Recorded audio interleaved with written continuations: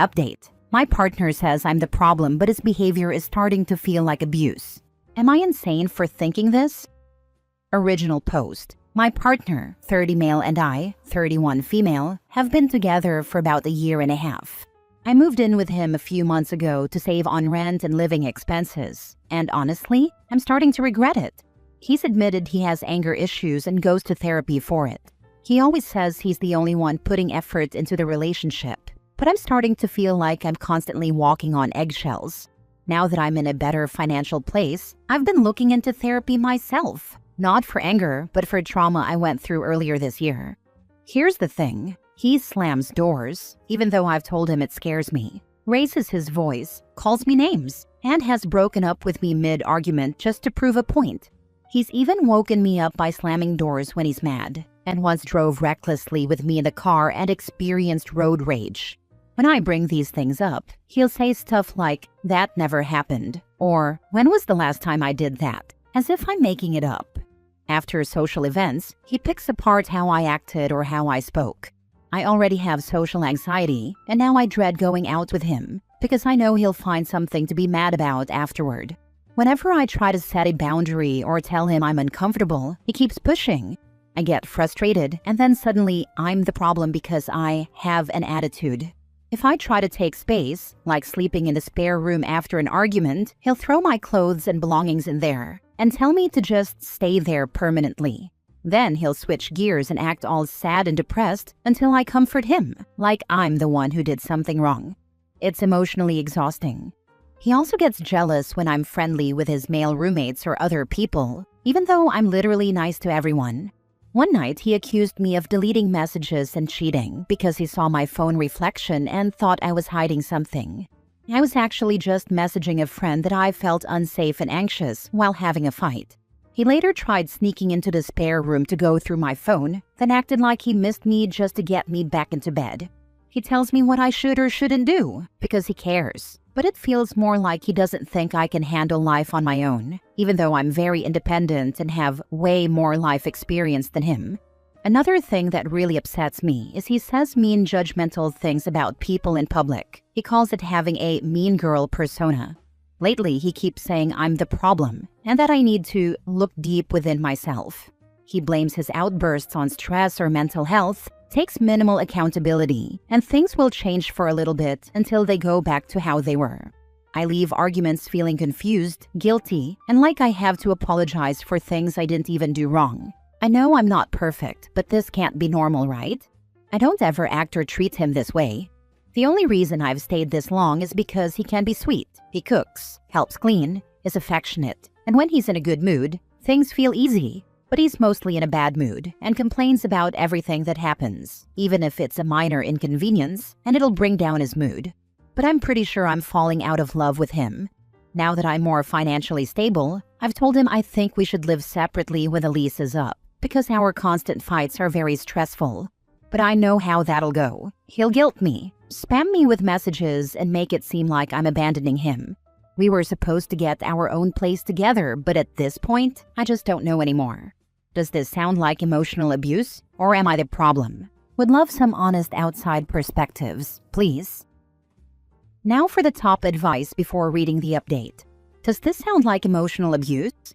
Yes. How do you feel physically when he rages and drives aggressively and slams doors, etc.?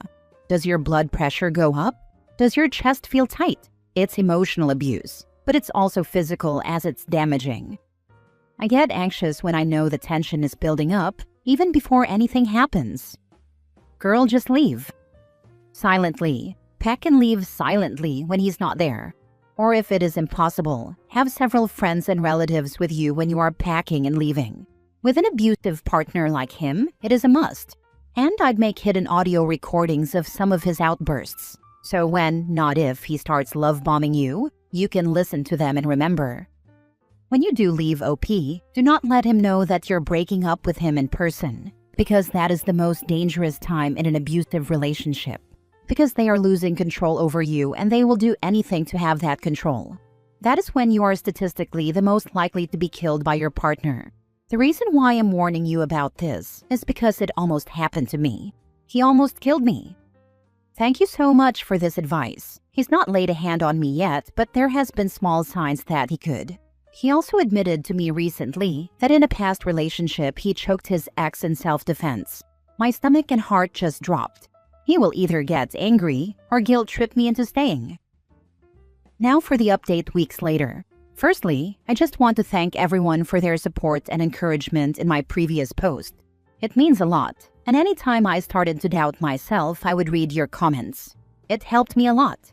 I left today. I left a letter and got the heck out of there, as I knew this was the safest and best option. I found a room to rent in a beautiful area and house, an all-female household, and funnily enough, my landlord is a social worker in DV, so she was incredibly accommodating and supportive throughout the process. I told people I trust at work about my plans, and they were also very supportive. I never thought I'd be someone who would enter into a relationship this bad. I've always been good at walking away from early signs in the past, but this person caught me at a time when I was lonely, struggling with mental health, and having financial issues. But there were early red flags I ignored, and I felt sorry for this person as he was good at guilt tripping. These were the signs. Love bombed. Pressured me to be his girlfriend when I wasn't sure yet. Said he would do anything to support me, and that he was there for me. Often the things he did for me were thrown in my face later when angry, and that I never did anything for him. Tried pressuring me to open a shared bank account and combine health insurance, and when I said no and didn't feel ready, I was avoidant and unaccepting of help or growing together as a couple. Gaslighting. Would say things didn't happen, or that I didn't say something when I did, especially around showing him affection. Would sulk and depression sleep when things weren't going his way until I caved, apologized, and gave him affection. Double standards. It was okay for him to treat me horribly, but if I even had a slight attitude or talked back, it wasn't okay.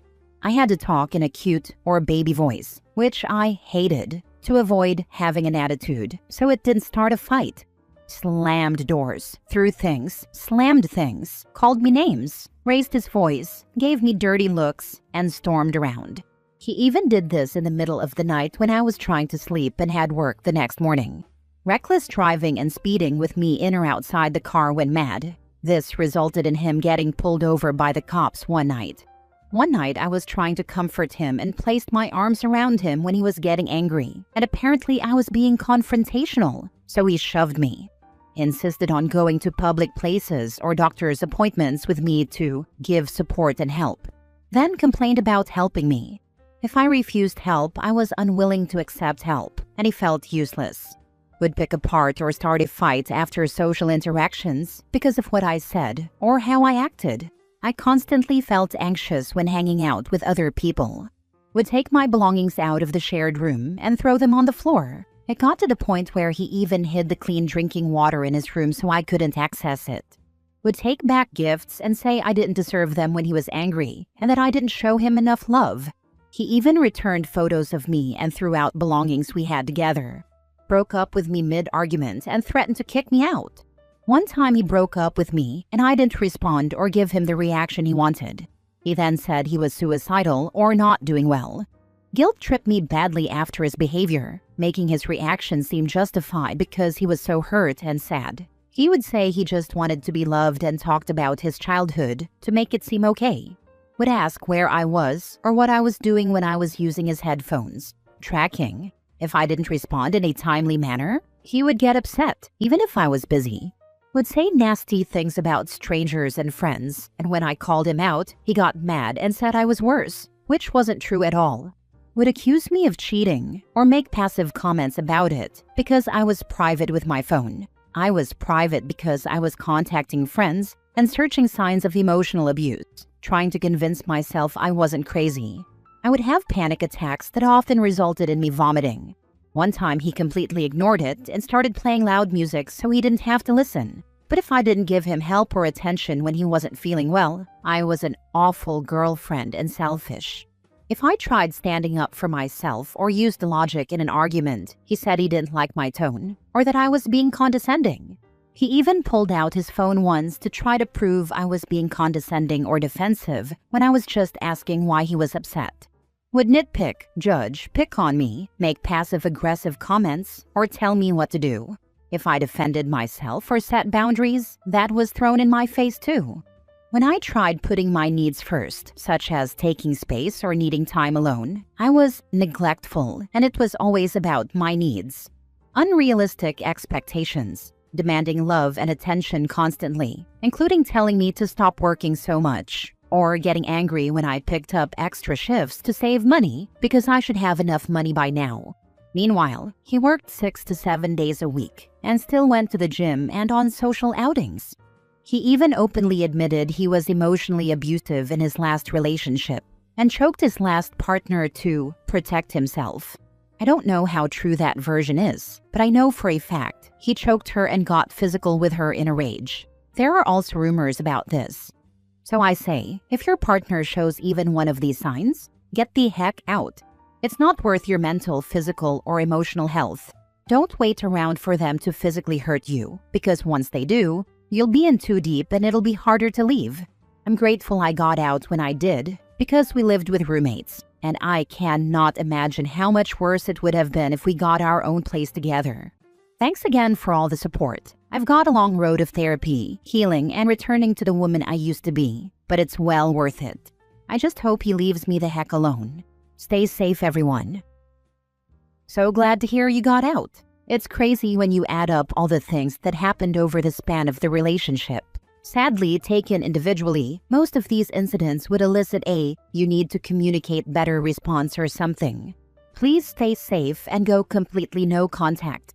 You have no reason to communicate again, and all he will try to do is gaslight you to get you to come back. Don't even allow him to try. Thank you so much. That's exactly what would happen, even though I would make effort and try to de-escalate the situation. He's blocked and out of my life now. My ex told me he strangled his ex in self-defense too, and I believed him. Then he did it to me. Then he strangled me 2 more times and tried to hit me over the head with our kitchen chair twice. Then knocked me over when I was pregnant, abused me emotionally daily by screaming and picking arguments, and I gave birth prematurely and was at risk for a stroke even after delivery. You made the right choice to leave him. I am sorry to hear this. I'm sorry this happened. I hope life is 1,000 times better without him. I hope your baby and yourself are safe now and far away from that monster. Studies have shown that if someone tries to strangle or choke their partner, they are 6 to 7 times more likely to kill them. It's got a high chance of ending in murder. It's a really bad sign. I'm so glad you and OP are away from them now.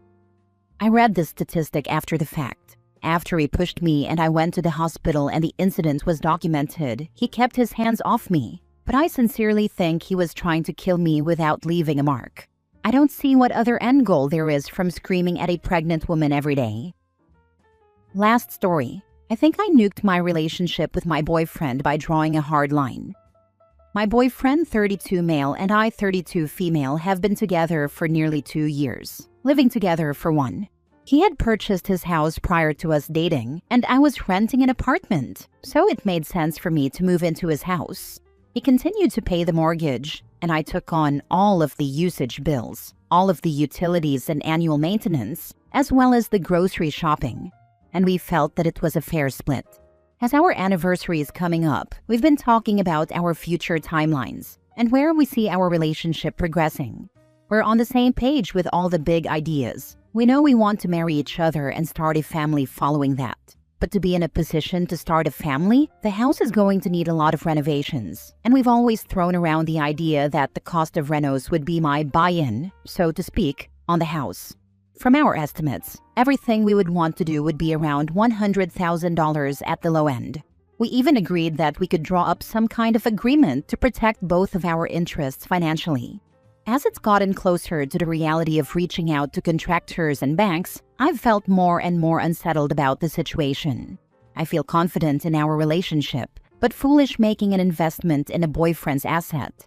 I told him that I would like to be engaged before starting this process, so I feel like he's making a commitment to me, as much as I am. We've talked about being engaged prior to this, but he said adding this element makes it feel very transactional and takes away the romance and sparkle of it all. I didn't tell him I wanted to be engaged by a specific date or anything like that. Just that if this renovation is what we want to pursue, this is the action I'd like to take beforehand. He seemed upset by my statement, and I feel like I've really taken some of the romance and surprise out of the idea of a proposal or being engaged. The morning after this conversation was cold and tense, and I can't help but feel like I've done irreparable damage. But I don't feel wrong in making the request. Am I being reasonable? Is this recoverable? Forget engaged. Don't do this unless you're married and on the deed. This OP. People can always break engagements, but it's harder to break a deed.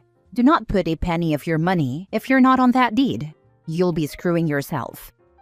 This is the answer. He has everything to gain. She has everything to lose.